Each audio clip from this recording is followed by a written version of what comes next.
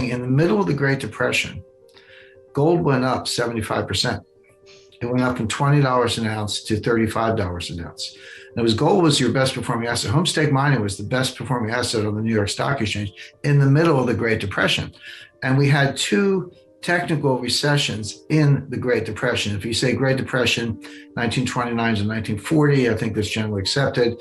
We had two recessions, 1929 to 1933, and then again, 1937 and 1938.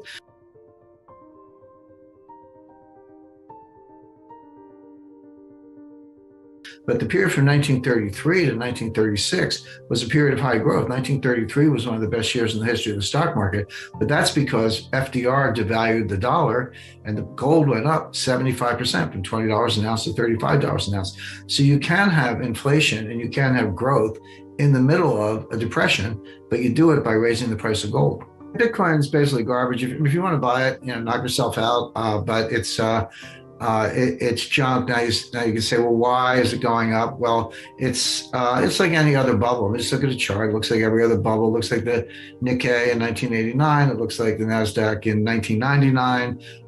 It just says bubble dynamics. But what people don't understand is the extent of the fraud in the Bitcoin price. A couple of things. First of all, Bitcoin's trivial relative to gold. There's about $1 trillion of market cap in Bitcoin versus $24 trillion of market cap in gold. So that's not counting gold miners and paper gold and other forms of gold, et cetera. So it's the market's tiny. But here's what's driving Bitcoin. There's something called tether.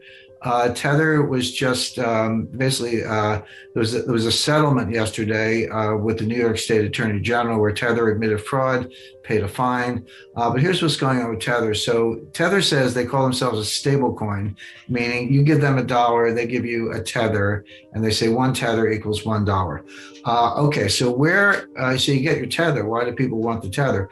Well, they're using it in exchanges, not some of the couple of the more reputable exchanges, which do not accept Tether, by the way, but there are all kinds of exchanges around the world that don't have any money laundering rules, don't have know your customer rules, are not regulated, et cetera. And people are using the Tether to go buy Bitcoin. Sometimes they offer leverage, et cetera, and they're bidding up the price of Bitcoin. Now, just to kind of take that in reverse. So what happens when people want to sell the Bitcoin for Tether and then cash in the Tether for the dollars? Where are the dollars? There's no evidence that they have the dollars. In fact, they don't. They just kind of print Tether as it goes along. This is the greatest PONZI in history. It makes Bernie Madoff look like a prudent banker. People are too naive to understand what's going on. But the point is, it's not worth anything. I tried buying a cup of coffee with Bitcoin. You can't do it. And there used to be one coffee shop in Brooklyn they always pointed to. They said, you can go buy coffee there, but I think it's boarded up now. So you can't spend it. It's an open-ended speculation. If you like it, go for it, be my guest. But it's a fantastic Ponzi scheme being driven by the fraud in Tether. And if you want to buy Bitcoin, do your homework and study what's going on in Tether. Look at where the Bitcoin purchases come from. They come from Tether. They don't come from hard dollars.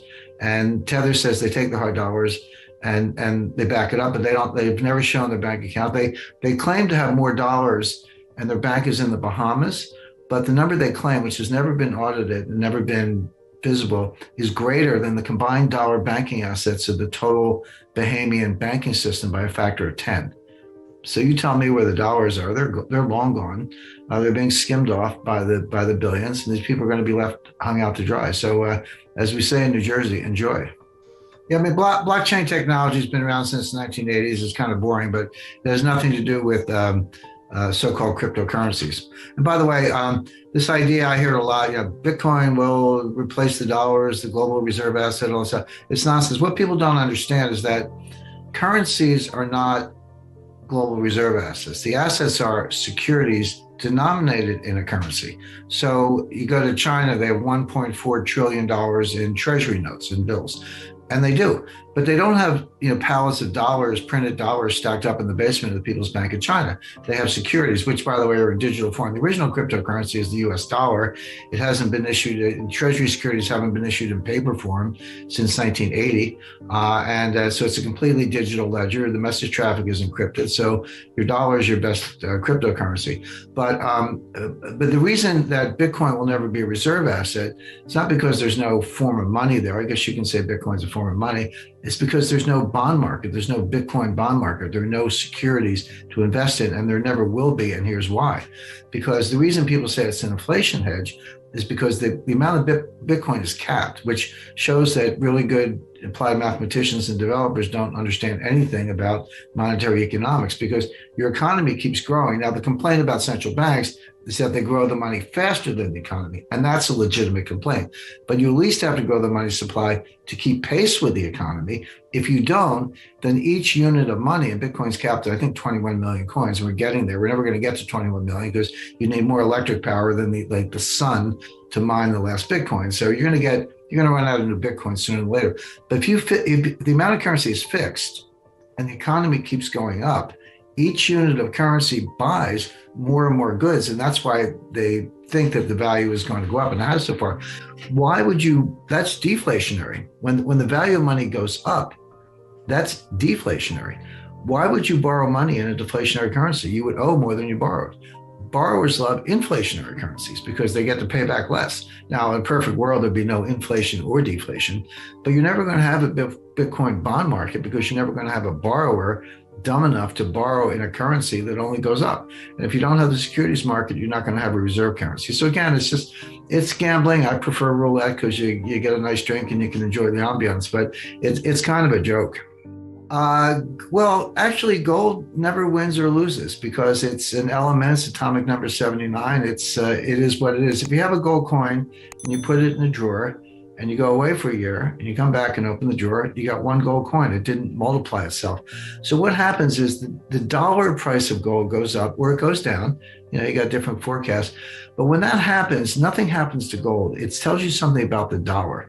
It's kind of like when you have a patient, the first thing a diagnostician or a doctor does is you take the patient's temperature. And you stick a thermometer in your mouth. Now you just kind of scan your forehead or whatever. But you take the patient's temperature to see if they're sick. And the dollar price of gold is the temperature of the dollar. So when the dollar price of gold goes up, all that's really nothing's happening to gold. It's just the dollar's getting weaker. When the dollar price of gold goes down, nothing's happening to gold. It's just that the dollar is getting stronger. So fluctuation in the dollar price of gold really tells you more about the dollar than it does about gold. And so if you say to me, is gold going to win? Yeah, gold's going to win a lot. But what it really means is the dollar is going to collapse. So $10,000 gold, that is my forecast. I think it actually will be higher, but I'm comfortable saying $10,000 gold or higher.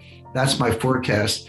That's not a big win if you're a gold holder, because what really happened was the value of the dollar collapsed. But the reason to have gold is because it protects all of your other assets. In the world of $10,000 gold is the world where everything else has crashed. And so the gold will preserve your wealth.